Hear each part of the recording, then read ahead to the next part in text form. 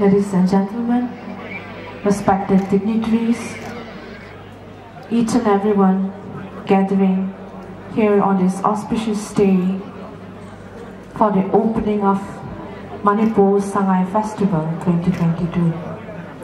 It is an honor for our group, Mangka to perform in front of you all. Welcome to the land of jewels, land of culture, land of vibrant communities living with love, peace, and unity. We present you Manipur Kurumzari.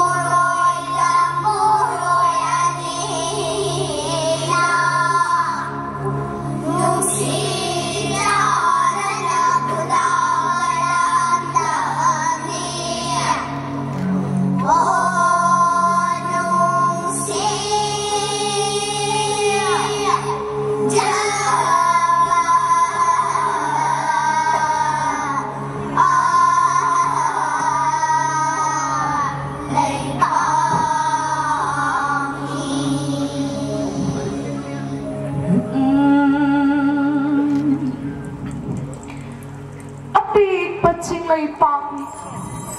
ching na koi na pansaba khet na rabasu ilon mayek ti amatani khet na rabasu phize sapham di amatani khet na rabasu jinja mahau di amatani khet na rabasu yumsa Machati amatani, kanala bu heliba, kanaida bu watliba, yeng lutaru khodingma, amatani oiliba.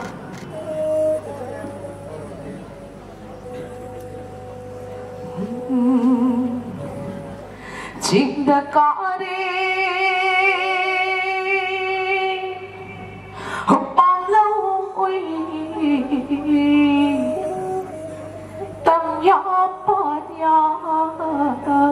bom phil uy hao ram ching chung lai chân thịt nó khôi nó trên thở đây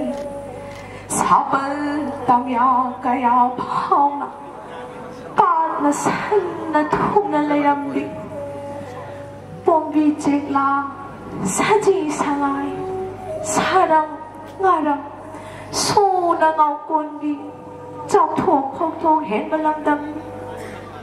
ha thôi vi bạn thôi vi ôi vi ya ôi vi nô la lại mà sinh à xe bôi đây làm đâm làm nông si làm lên làm đâm mà đại mà yêu đất lê đô khôi nào khôi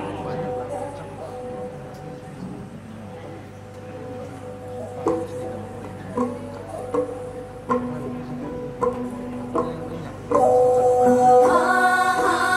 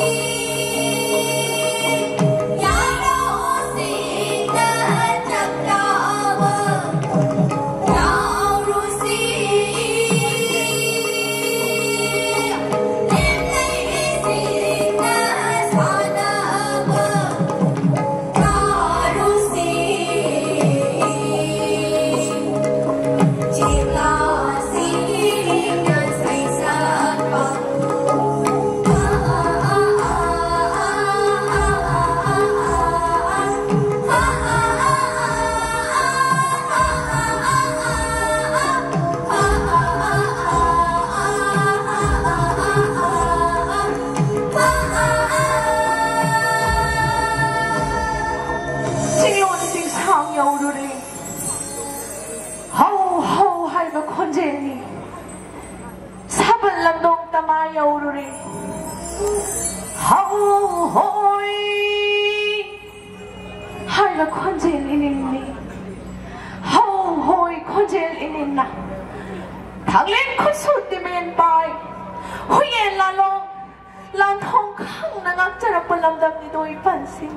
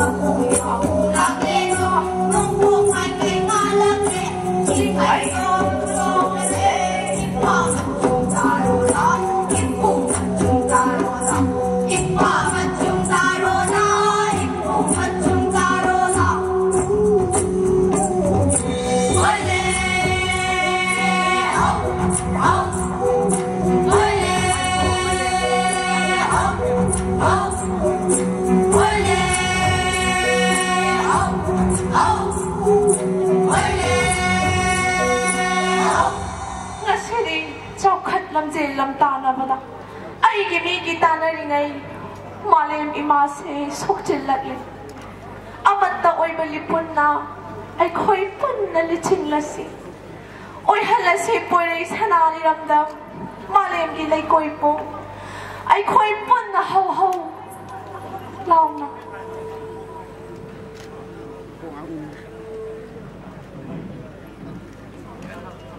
Hãy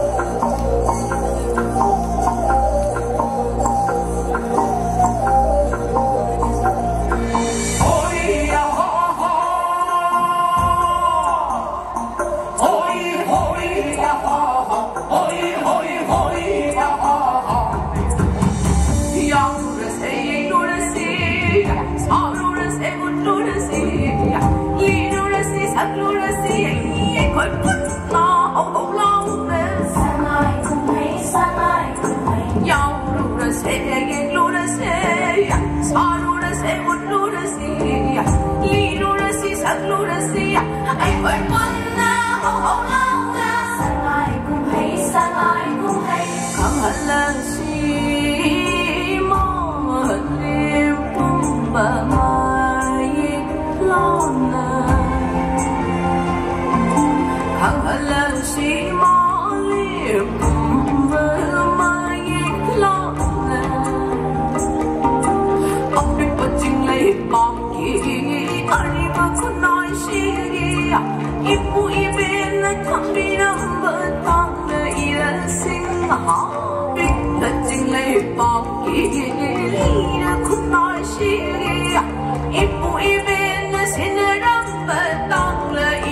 sinh học mọc bù ba lê út là xe lấy con chôm lấy khăng là xe phải phải quân hậu hậu lâu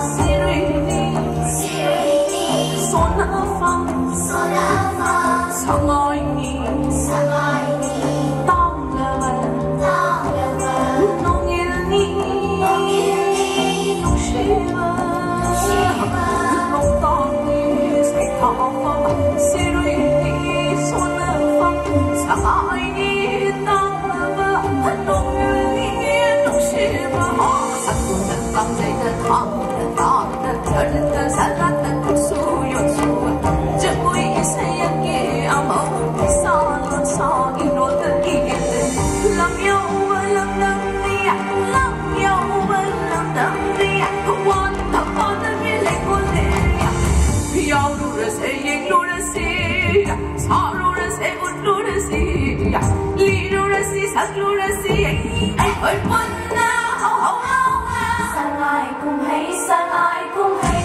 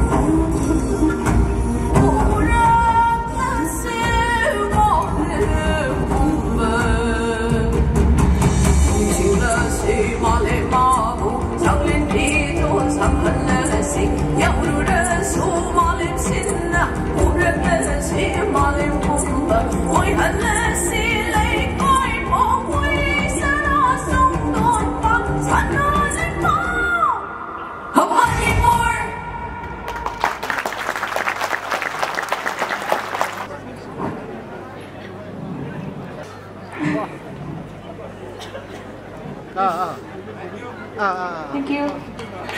May ako naman